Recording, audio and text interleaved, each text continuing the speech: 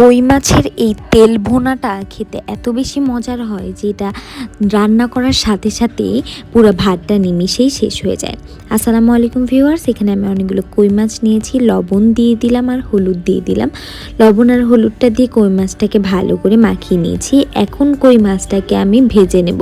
আর কই মাছটা কিন্তু আমি খুব ভালো করে কেটে পরিষ্কার করে নিয়েছিলাম।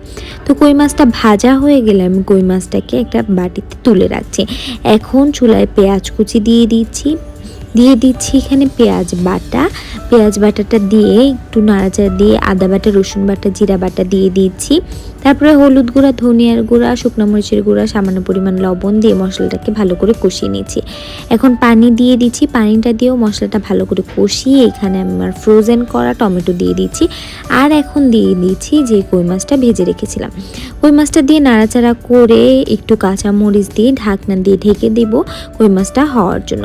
তো আমার কই মাছটা হাফ ডান।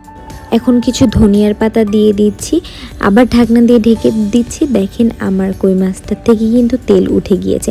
আর এই কই মাছটা খেতে হয়েছিল অসম্ভব মজার। আমার রেসিপিটা কেমন হয়েছে অবশ্যই কমেন্টস করে জানিয়ে দিবেন। ভালো লাগলে অবশ্যই একটা শেয়ার করে দিবেন। আর বাসায় অবশ্যই একবার হলেও এই কই মাছের রেসিপিটা ট্রাই করে দেখবেন। সবাই ভালো থাকবেন, সুস্থ থাকবেন। আল্লাহ হাফেজ।